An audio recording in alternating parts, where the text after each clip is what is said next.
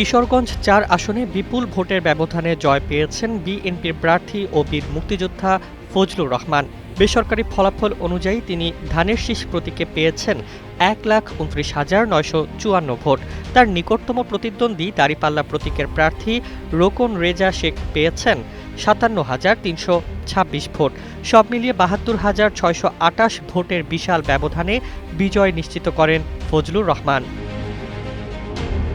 উপজেলা ভিত্তিক ফলাফলেও ছিল তার স্পষ্ট আধিপত্য। ইটনায় তিনি পান ৫৪,২৮৯ ভোট, যেখানে রোকন রেজা পেয়েছেন ২০,৯৩৯। মিঠামইনে ফজলুর রহমানের প্রাপ্ত ভোট ২৬,৭৫৬, প্রতিদ্বন্দ্বীর ২২,৪৫১। অষ্টগ্রামে তিনি আরও বড় ব্যবধানে এগিয়ে থেকে পান ৪৮,৯০৯ ভোট, আর রোকন রেজা পান ১৩,৯৩৬ ভোট।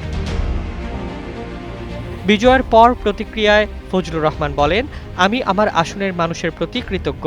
আমার শেষ বয়সে এলাকার মানুষ আমাকে যে সম্মান দেখিয়েছে তা রক্ষা করতে সর্বোচ্চ চেষ্টা করব।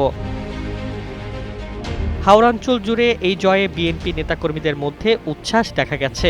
স্থানীয়রা বলছেন, অভিজ্ঞ ও পরীক্ষিত নেতৃত্বের প্রতি আস্থার প্রতিফলনই এই ফলাফল। Desk report, Bangladesh bulletin.